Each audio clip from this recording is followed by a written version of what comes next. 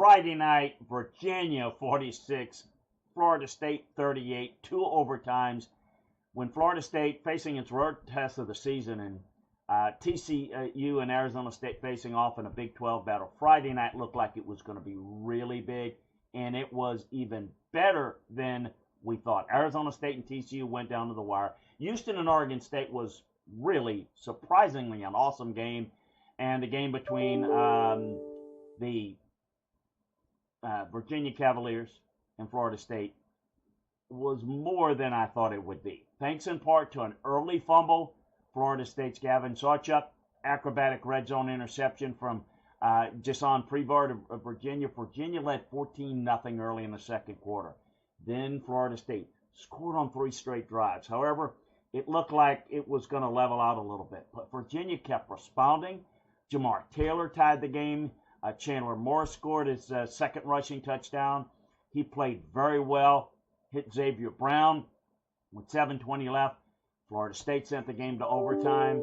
Tommy Castellanos and Randy Pittman with 36 seconds left. I was surprised that Florida State didn't go for 2 points in the win on the road, but I think Mike Norvell thought he had the better team, and often when you think you've got the better team, you'll take it the distance and win on multiple plays instead of giving the underdog one chance to beat you in one play. But Moore scored again, hit Terrell Harris for a 2-point conversion, and then Prevard picked off Castellanos' desperation throw after it looked like Florida State had scored again. Exciting game, certainly a big game that has an effect on the ACC race. Florida State still looks like a team that's going to be tough to beat, but this gives hope to everyone playing them in the ACC that anybody can compete with them. Miami looks the best, Louisville, Georgia Tech, but certainly Virginia, Duke, Florida State in the mix. The ACC is going to be a lot of fun. How about Oregon winning in a whiteout at Penn State? Anybody surprised? 2 overtime. Great game. Look, it's Drew Aller led 2 pristine touchdown drops. One quick, one longer. A touchdown pass to Devontae Ross made it 17-10.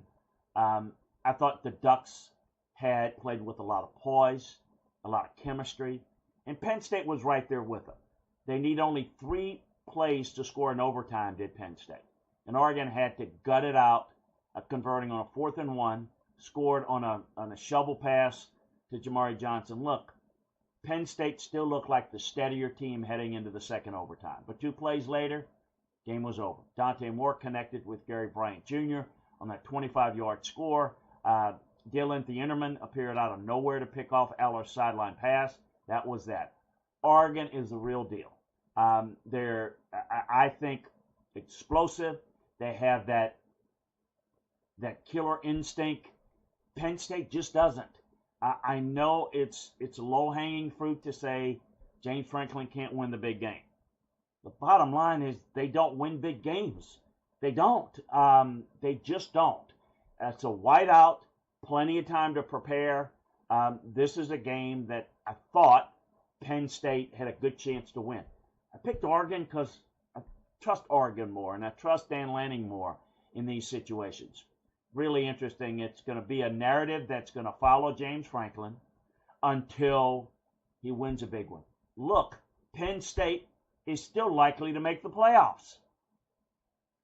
Well, maybe make the playoffs. But anybody feel confident at this point that they're going to advance in a playoff? I just don't think so. How about a couple of big SEC games? Alabama, Georgia.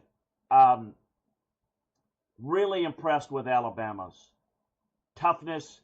I thought their ability to make plays when they need to make plays. They did it. Georgia just a couple of plays short. They were right there with them. That was the difference. If you look at it, there's not much that separates it. But again, narrative that's going to follow this game, Kirby Smart just doesn't fare well against Alabama. And this game was at home in Athens. It's the only one that he's lost against Alabama that's been at home. This is, again, a Georgia team that's got a chance to be in the playoffs. I think a really good chance maybe to run the table the rest of the way. We'll see how much they progress as the season goes along. But the story is how Alabama's revived under Kalen DeBoer. So congratulations to them. Did a really good job. Ole Miss and LSU. We've talked about it. LSU, they've got offensive line issues. There's young talent, but there's probably not enough. And certainly all the talk about them being a playoff run, national championship contender was never the case. That was the narrative by the media. Looking at them, anybody that follows us at LandryFootball.com and listens to our stuff knows that LSU just not that level right now. They're not good enough offensively. And we knew that before this game. And we knew that was going to likely be exposed. The offensive line couldn't pick up a twist at any point during the season, including wins. Three-man pressures from Ole Miss got to LSU repeatedly. Yes, Garrett Nussmeier is struggling. Can't run the football. You know he's battling some health issues and getting back stronger. They can't run the football because the offensive line can't fire off. They don't stay committed to the run because they need to throw it to have any success. And so the lack of commitment to run only hurts your ability to run, which means that defensive lines can tee off on LSU's front, and it's really caving that in.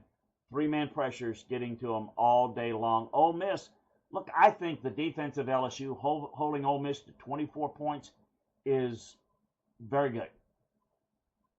Not good enough to win this game. I think LSU is going to face some better defenses, better defensive fronts. This offense has got a long way to go, and I think we're going to start to see bigger cracks in LSU's armor from year on out. And the rest of the SEC, if you look at it, how does the SEC stack up? Still think Alabama. I still think Georgia. We don't know what Oklahoma's going to look like without John Mateer. I think Ole Miss needs to be considered in the mix for the playoffs. I think we need to watch this Missouri team a little bit more. But let's give a lot of kudos to the Vanderbilts of the world, who I don't think is going to beat Alabama, but I think they're still playing well, and by their standards, pretty good. Tennessee beating Mississippi State in overtime. Very impressed with the Bulldogs. Davis Wade's a tough place to play. Potential upset at Georgia, slip through Tennessee's fingers. And, you know, maybe this was a case of not being as prepared. Certainly the case of Jeff Lebby understanding what Tennessee does and, you know, kind of the style. Both ways, both head coaches understand one another and what they want to do offensively. And quite frankly, I thought Mississippi State was the winner in a losing effort. No moral victories, but boy, Mississippi State sure like it was going to finish the job pretty early. Despite 2 defensive touchdowns for the Vols. I mean, it's the mistakes that Mississippi State will look in this game and say, if we had not shot ourselves in the foot, we come out the winner. Very, very impressed with that performance. A couple other things I want to get into. Arizona State, TCU, really good performance. Arizona State won 9 straight Big 12 games going back to last season. 4 of them were decided by 5 or fewer points. The past were decided by 27-24 scores. The Friday night result seemed rather unlikely. TCU unbeaten, confident, dominated on the way to a 17-0 lead after the Sun Devils charged back to tie on that Josh Hoover touchdown. But a pair of defensive penalties and a 4th and goal touchdown pass from Sam Levitt to Jordan Tyson tied the game. And then Prince Darbaugh made perhaps the best play of the entire weekend if you don't get a chance to watch that. And then real quickly, I want to talk about USC. Again, not playing well enough defensively, losing to Illinois on the road. And kudos to Georgia Tech, staving off an upset bid by Wake Forest in overtime. Very impressive. A wild and wacky weekend. Week 5 was in college football. Always great to be with you. Make sure that you check us out at LandryFootball.com for more breakdowns and details. And make sure you subscribe, like, and share.